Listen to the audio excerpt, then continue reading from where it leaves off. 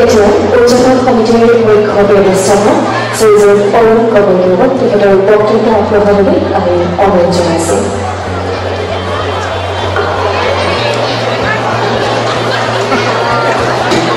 অসম চৰকাৰ চৰাইদেউ জিলা প্ৰশাসন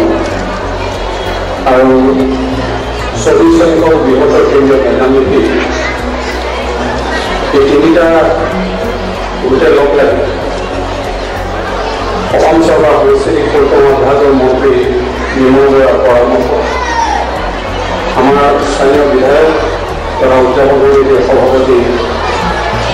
মঞ্চৰ ভূমেশ্বৰ কৌৰ ডাঙৰীয়াৰ সহযোগিতা তিনিটামান অঞ্চলৰ ৰাইজৰ অফুৰন্ত আশীৰ্বাদ সাংস্কৃতিক পৰিক্ৰমা বিভাগৰ বিষয়াসকলৰ সহযোগিতা সাংবাদিক বন্ধুসকলৰ সহযোগিতা বিভিন্ন জনগোষ্ঠীয় শিল্পী দলবিলাকৰ অংশগ্ৰহণ সহযোগিতা আশীৰ্বাদ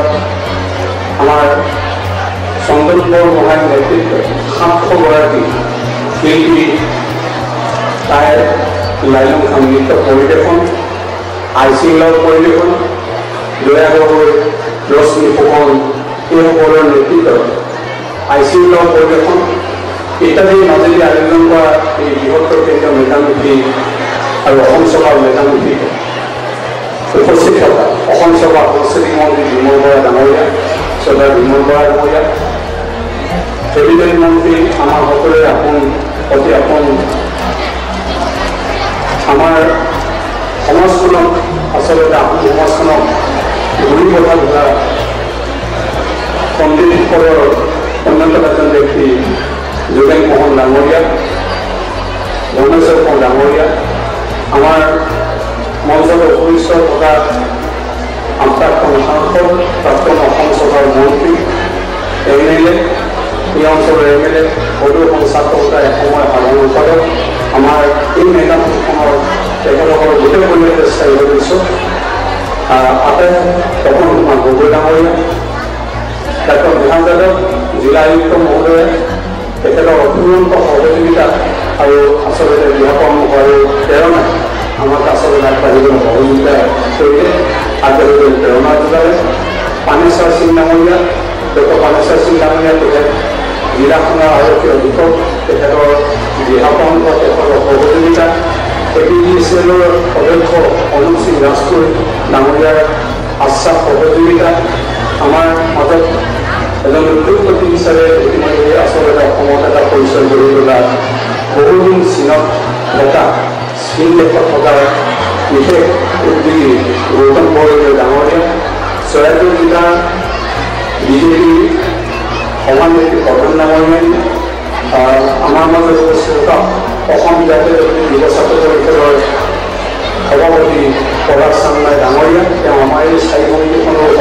স্থায়ী সদস্য তেওঁলোকৰ গোটেই পৰিয়ালৰ স্থায়ী সদস্য তেওঁলোকৰ অধীনতো আচলতে আমাৰ বৃহত্তৰ কেন্দ্ৰীয় মেধামূৰ্তিখন আমি নিৰ্মাণ কৰাত অনুষ্ঠিত কৰিছিলোঁ আমাৰ মঞ্চত উপবিষ্ট হৈ আছে আমাৰ মৰাণ জনগোষ্ঠী স্বাস্থ্য ডেভেলপমেণ্ট কাউন্সিল আছে কাউন্সিলৰ চেয়াৰমেন মোৰ ভাতৃ অৰুণজ্যোতি মৰাণ ডাঙৰীয়া আমাৰ স্থায়ী সভাপতি সুৰেশ বুঢ়াগোহাঁই ডাঙৰীয়া সন্মুখত গৈ থকা চৰকাৰজন বিশিষ্ট ব্যক্তিসকল জ্ঞাতিসকল আৰু ৰাইজ আপোনালোক আটাইলৈকে মই উদযাপন সমিতিৰ তৰফৰ পৰা সভাপতিৰ লগতে আপোনালোক আটাইলৈকে মই ধন্যবাদ আৰু কৃতজ্ঞতা জনাইছোঁ অতি সুন্দৰভাৱে আপোনালোকে সহযোগিতা আগবঢ়াইছে আমি আশা কৰিম সভাখনৰ শেষলৈকে যাতে আপোনালোকে ইয়াতে থাকে ইন্দ্ৰজিৎ বৰবৰুৱা মহোদয় যোৱাকালি আহি পেলাই আমাৰ ঘৰত আছে আমি তেখেতক অসমৰ এজন প্ৰতিষ্ঠিত বুদ্ধিজীৱী তেখেত গুৱাহাটী বিশ্ববিদ্যালয়ৰ এখনৰ ছাত্ৰ সভাৰ সম্পাদক আছিল কটন বিশ্ববিদ্যালয়ৰ তেওঁ সাহিত্য সম্পাদক আছিল ঠিক তেনেধৰণে তেওঁ এতিয়া চামগুৰি মহাবিদ্যালয় নগাঁও জিলা চামগুৰি মহাবিদ্যালয়ৰ অধ্যক্ষ হিচাপে কাৰ্যনিৰ্বাহ কৰি আছে অসমৰ নৱপ্ৰজন্মৰ প্ৰতিষ্ঠিত বুদ্ধিজীৱীসকলৰ অন্যতম এজন ব্যক্তি ইন্দ্ৰজিৎ বৰবৰুৱা ডাঙৰীয়া আৰু জিলা প্ৰশাসনৰ বিষয়াসকল সাংবাদিক বন্ধুসকল আটাইলৈকে মই শ্ৰদ্ধা জ্ঞাপন কৰিছোঁ মই ঘৰৰে দুআষাৰ কৰিছোঁ তথাপি এনেকুৱা ধৰণৰ যে 24টা বছৰৰ যিটো পৰিক্ৰমাটো আচলতে আপোনালোকে আজি দেখিবলৈ অনুভৱ নকৰিব আমি যেতিয়া 2001 চনত চাৰিদিন প্ৰাথমিক বিদ্যালয়ত মেডাম শিক্ষণ আয়োজন কৰিছোঁ। আমি 15জন লাইনখন নৃত্যশিল্পী আৰম্ভ কৰিছোঁ। এতিয়া আজি আহি 7জন হৈছে। যোৱা বছৰ 1200 আছিল। এইবাৰ আপোনালোকৰ ঠাইডোখৰ মাজমজি হোৱাৰ কাৰণে সকলো ফালৰ পৰা আনিবলগীয়া কাৰণে বেছি হ'ব লাগিছিল, কিন্তু কমিউনিকেশ্যনৰ অসুবিধাৰ বাবে আমি 700গৰাকী এইবাৰ লাইনখন নচুৱাইছোঁ। যোৱাবাৰ আমি 1200 নচুৱাইছোঁ। এই মেডাম শিক্ষণৰ আমাৰ পঢ়াটো কৈছে, পঢ়াত চামাই কৈছে যে পূৰ্বতে আচলতে আমি মেডাম শিক্ষক বুলি ক'লে গাহৰি সুস্থ বুলি বুজিছোঁ। এই মেডাম শিক্ষণে আমি মেডাম শিক্ষক এটা মাত্ৰা দিবলৈ চেষ্টা কৰিছোঁ। যোৱা 23টা বছৰ, যোৱা 24টা বছৰ আমি মেডাম শিক্ষক কাৰণে গাহৰি সুস্থ সাঁজ খোৱা এটা সকাম নহয়, বছৰিকা সকাম নহয়, ই এটা জাতীয় চেতনাৰ গঢ়ি তোলা এটা অনুষ্ঠান। মই সেইকাৰণে আপোনালোকক এই কথাটো জনাইছোঁ যে আচলতে চৌধুৰী চুকাফা প্ৰতীকপদ হিচাপে 2013 চনত গণৰাজ্য দিৱসত বাতিল হৈছিল। তাৰ কাৰণ আছিল এই লেখা বুৰঞ্জী, তাৰ কাৰণ আছিল পদ্মনাথ গোহাঁই বৰুৱা লেখা বুৰঞ্জী, তাৰ অন্তৰালত আছিল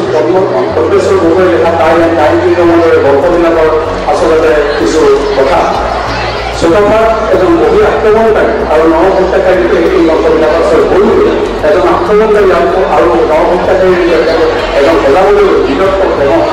বীৰত্ব আৰোপ কৰিবলৈ আচলতে এটা ভুল ব্যাখ্যা এই বৰ্ণবিলাকে দিলে, যাৰ ফলশ্ৰুতিত কেন্দ্ৰীয় চৰকাৰে গণৰাজ্য দিৱসৰ পতাকা আচলতে তেখেতক বাতিল কৰিলে। কিন্তু এই কথাটোক আমি শুনো, আমি আচলতে আৱেগিক এইটো কাৰণে যে চৌধুৰী চুকাফাই 1215 চনত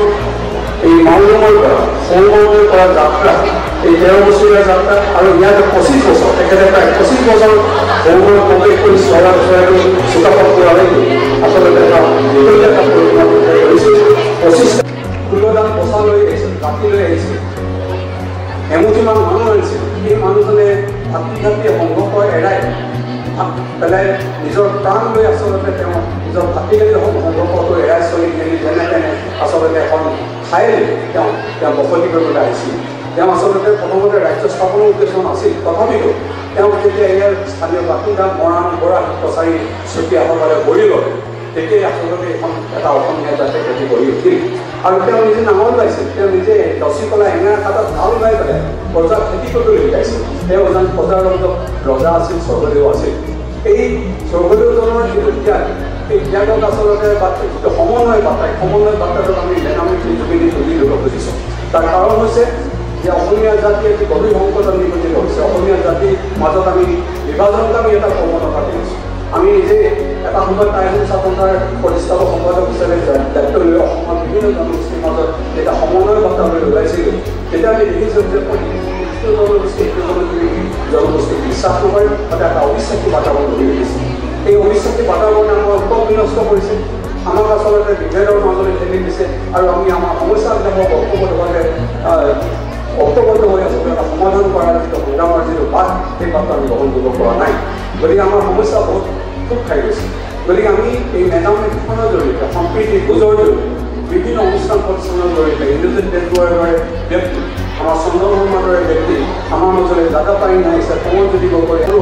যে আপুনি আমাৰ মুখ্য আপোনাৰ প্ৰতিষ্ঠ অতিথি হ'ব লাগিব, আপোনাৰ ঘৰ ইয়াৰ পৰা 5 মিনিট ৰাস্তা। তেখেতে ক'লে যে নহয় অৰুণে, আমি আপোনালোকৰ লগতে পাতিম, অসম চৰকাৰে পাতিম, গতিকে আপোনালোকে আমাক এটা সিদ্ধান্ত দিয়ক। আমি পিছদিনাখনে আমাৰ গোটেই সমিতি বহি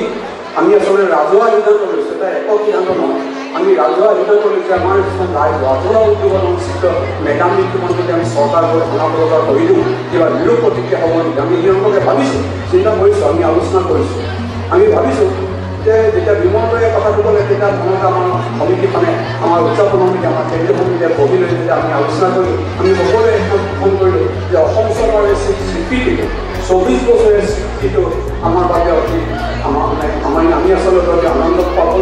পাবলগীয়া বিষয় আৰু গৰ্বিত হ'বলগীয়া বিষয় যে আমাৰ 24 বছৰৰ পৰিক্ৰমাটোক অসম চৰকাৰে স্বীকৃতি দিছে। এই মেডাম শিক্ষণক এটা আৰ্হি হিচাপে ল'ব খুজিছে অসম চৰকাৰে, আৰু ইয়াৰ জৰিয়তে আচলতে এটা বাৰ্তা অসম চৰকাৰে অসমৰ ৰাইজৰ মাজলৈ নিব বিচাৰিছে। এয়া উপলক্ষ, এয়া আচলতে আমাৰ বাক্য ৰাইজৰ। গতিকে মই বিমলগৰাকী এই ক্ষেত্ৰত তেখেতৰ যিখিনি সহযোগিতা বা তেখেতৰ যিখিনি প্ৰেৰণা, সেইখিনি কাৰণে আমি আচলতে তেখেতক ধন্যবাদ কৃতজ্ঞতা জনাইছোঁ। আমাৰ ভুৱনেশ্বৰ পৰা ডাঙৰীয়া এই কথাটো শুনাৰ লগে লগে খুব ভাল হ'ব, এইটোক আমি সহযোগ কৰিব লাগে, সকলোৱে লাগে এই বুলি কৈ টকাই পইচা তেখেতসকলক সহযোগিতা কৰিছে সহযোগিতা কৰিছে তাৰ কাৰণে আমি তেখেতক ধন্যবাদ কৃতজ্ঞতা জনাইছোঁ গতিকে মই এই মেডাম গীতখনৰ জন্মগ্ৰহণৰ এজন ব্যক্তি হিচাপে আৰু এই মেডামখনক আচলতে লৈ ফুৰা এজন ব্যক্তি হিচাপে মই আপোনালোকৰ ওচৰত ক্ষমা প্ৰাৰ্থী যদি কিবা ভুল ভুল হৈছে তাৰ কাৰণে আপোনালোকে ক্ষমা কৰিব কিন্তু ৰাইজ আৰু চৰকাৰৰ মাজত যদি খুব বেছি এটা পানী নহওক এটা যে অংশগ্ৰহণ কৰি গ'লোঁ তেতিয়া আমাৰ উন্নয়ন বহুখিনি স্থগিত হৈ যাব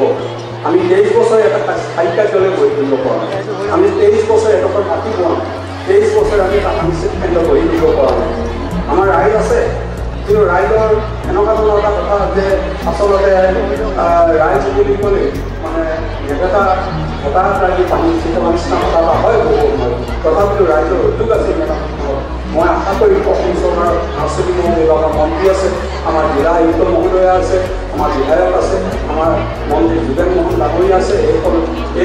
আমাক এডোখৰ ঠাই দিব এটা কেন্দ্ৰ দিব এটা সাংস্কৃতিক কেন্দ্ৰ দিব এটা কাৰ্যালয় দিব আৰু আমাৰ মেডাম এটা স্থায়ী দিয়াৰ কাৰণে তেখেতসকলে আমাক আশীৰ্বাদ কৰিব